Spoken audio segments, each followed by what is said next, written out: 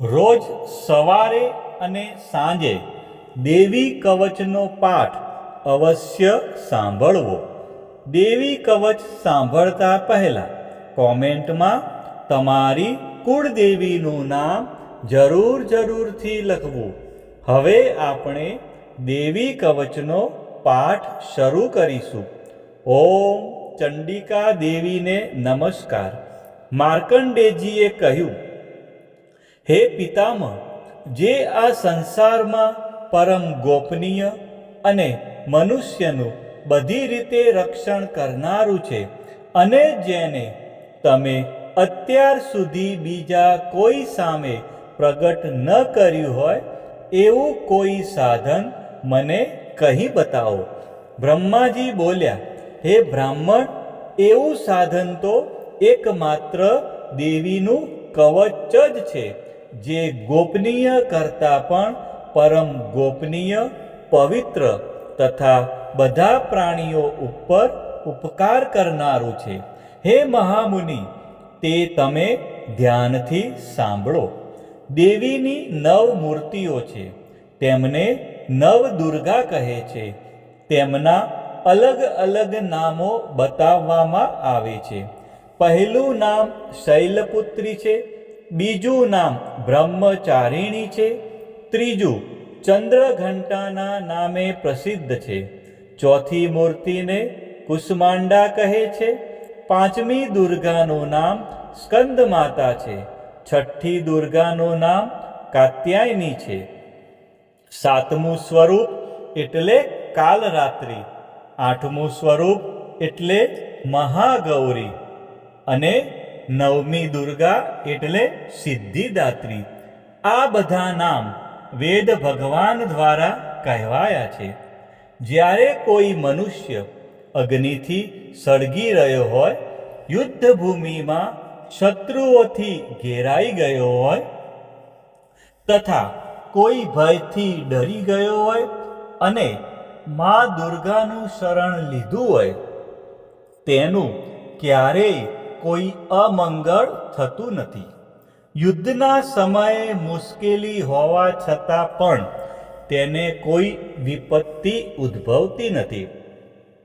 તેને શોક, દુઃખ અને ભય પ્રાપ્ત થતા નથી. જેમણે દેવીનું ભક્તિપૂર્વક સ્મરણ કર્યું છે તેમનો અભ્યુદય નક્કી છે.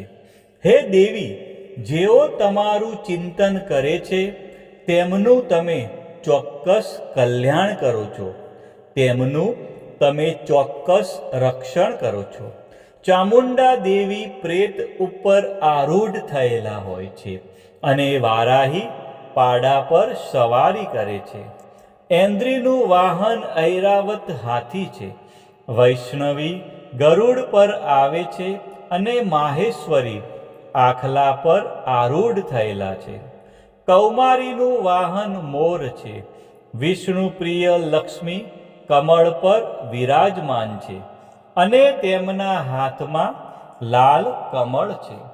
આખલા પર આરૂઢ થયેલ દેવી ઈશ્વરીએ શ્વેત વસ્ત્ર ધારણ કરી રાખ્યા છે. બ્રાહ્મી હંસ પર બેઠેલા છે અને બધા જ આભૂષણો ધારણ કર્યા છે. આ બધી દેવીઓ માતાઓ યોગ શક્તિથી સંપન્ન છે, જેઓ અનેકવિધ આભૂષણો પહેરવાથી શોભે છે. તેમણે અનેક રત્નો ધારણ કર્યા છે, ક્રોધથી ભરેલી છે અને ભક્તોનું રક્ષણ કરવા રથમાં બેઠેલી છે. આ દેવીઓના હાથમાં શંખ, ચક્ર, ગદા, શક્તિ, હળ, મૂષળ, ખેટક, તોમર, કુહાડી, દોરડું, કુંત, ત્રિશૂળ અને ઉત્તમ પ્રકારના ધનુષ્ય ધારણ કરેલા છે. દૈત્યોના શરીરનો નાશ કરવો અને ભક્તોને અભયદાન આપવું, દેવતાઓનું હિત કરવું એ તેમના શસ્ત્ર ધારણનો ઉદ્દેશ છે. મહારૌદ્ર રૂપ, અત્યંત ઘોર પરાક્રમી, મહાબલી અને મહા ઉત્સાહયુક્ત હે દેવી, તમે મહાન ભયનો નાશ કરનારા છો. તમને મારા નમસ્કાર છે. તમારી સામે જોવું પણ મુશ્કેલ છે. શત્રુઓનો ભય વધારનારા હે જગદંબિકા, મારું રક્ષણ કરો. પૂર્વ દિશામાં ઐન્દ્રી શક્તિ મારું રક્ષણ કરે. અગ્નિ ખૂણામાં અગ્નિ શક્તિ, દક્ષિણ દિશામાં વારાહી તથા નૈઋત્ય ખૂણામાં ખગધારિણી મારું રક્ષણ કરે. પશ્ચિમ દિશામાં વારુણી અને વાયવ્ય ખૂણામાં હરણ પર સવારી કરનારા દેવી મારું રક્ષણ કરે. ઉત્તર દિશામાં કુમારી અને ઈશાન ખૂણામાં શૂલધારિણી મારું રક્ષણ કરે. હે બ્રહ્માણી દેવી, તમે ઉપરની બાજુએ મારું રક્ષણ કરો. હે વૈષ્ણવી દેવી, તમે નીચેની બાજુએ મારું રક્ષણ કરો. આજ પ્રમાણે શબ જેનું વાહન છે તે ચામુંડા દેવી દસે દિશાઓમાં મારું રક્ષણ કરો. જયા આગળની બાજુએ અને વિજયા પાછળની બાજુએ રક્ષણ કરે. ડાબા ભાગે અજિતા દેવી, જમણા ભાગે અપરાજિતા દેવી મારું રક્ષણ કરે. ઉદ્યોતિની શિખાનું રક્ષણ કરે અને ઉમા દેવી મારા મસ્તક પર વિરાજિત થઈને મારું રક્ષણ કરે.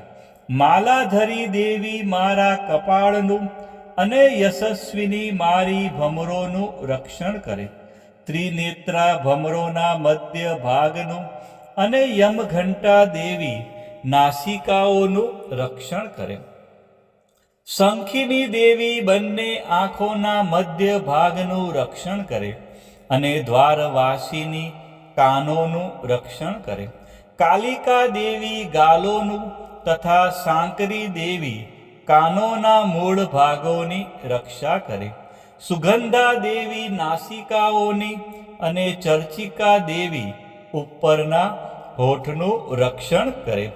અમૃતકલા નીચેના હોઠનું અને સરસ્વતી જીભનું રક્ષણ કરે.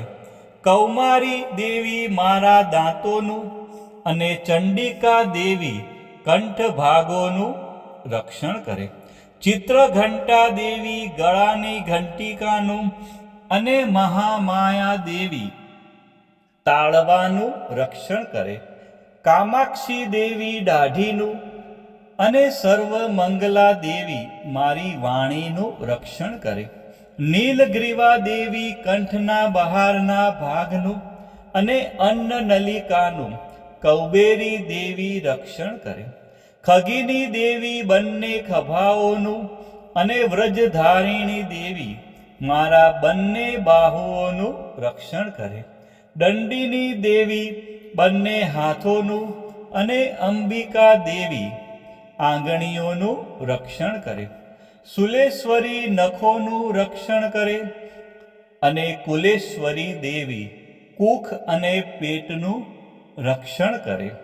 મહાદેવી બંને સ્તનોનું અને શોક વિનાશીની દેવી મનનું રક્ષણ કરે.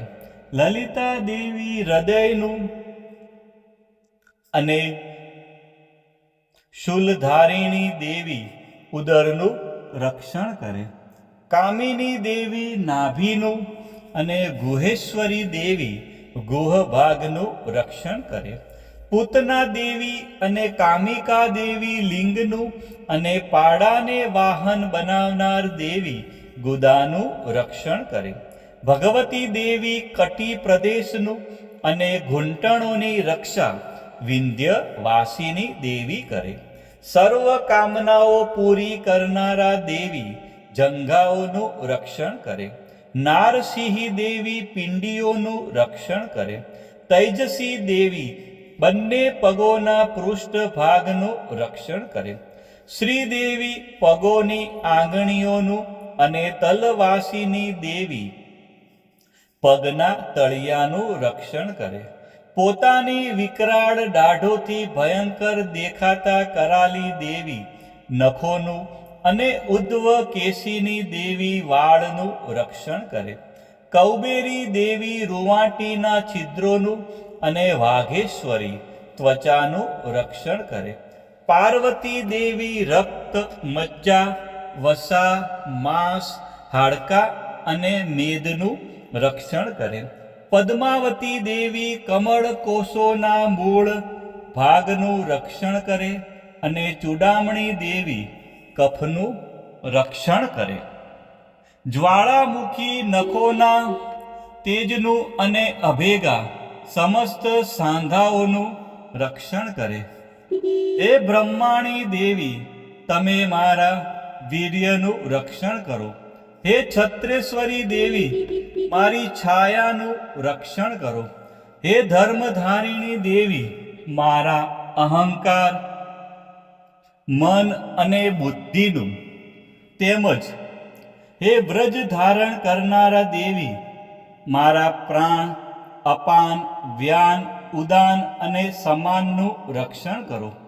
કલ્યાણથી શોભતા હે દેવી, મારા પ્રાણનું રક્ષણ કરો. યોગીની દેવી, રસ, રૂપ, ગંધ, શબ્દ અને સ્પર્શનું અને હે નારાયણી દેવી, તમે મારા સત્વ, રજ અને તમો ગુણનું રક્ષણ કરો. વારાહી દેવી આયુષ્યનું રક્ષણ કરે અને વૈષ્ણવી દેવી ધર્મનું રક્ષણ કરે. તથા ચક્ર ધારણ કરનારા દેવી, યશ અને કીર્તિ, લક્ષ્મી અને ધનનું તેમજ વિદ્યાનું રક્ષણ કરો.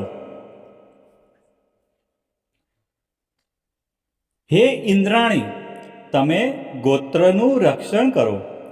હે ભૈરવી, તમે મારી પત્નીનું રક્ષણ કરો. હે ચંડિકા દેવી, મારા પશુઓનું રક્ષણ કરો. હે મહાલક્ષ્મી દેવી, પુત્રોનું, સંતાનોનું રક્ષણ કરો. હે સુપથા દેવી, મારા પથનું અને ક્ષેમકરી દેવી, મારા માર્ગનું રક્ષણ કરો. હે મહાલક્ષ્મી દેવી, રાજદ્વારી કાર્યોમાં મારું રક્ષણ કરો. તથા સર્વ બાજુએ રહેલા વિજયા દેવી, ચારે બાજુ રહીને રક્ષણ કરો. હે દેવી, જે સ્થાન દેવી કવચમાં કહેવાયું નથી અને તેથી રક્ષણ વિનાનું છે, તે બધા સ્થાનો તમારા વડે સુરક્ષિત થાય.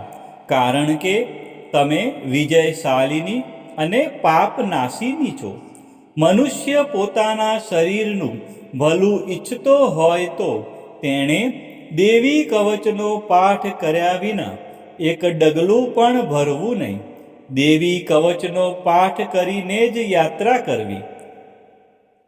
દેવી કવચના પાઠથી બધી બાજુથી સુરક્ષિત થયેલો મનુષ્ય જ્યાં જ્યાં જાય છે ત્યાં ત્યાં તેને ધન લાભ થાય છે તથા સઘળી કામનાઓ પર વિજય પ્રાપ્ત થાય છે.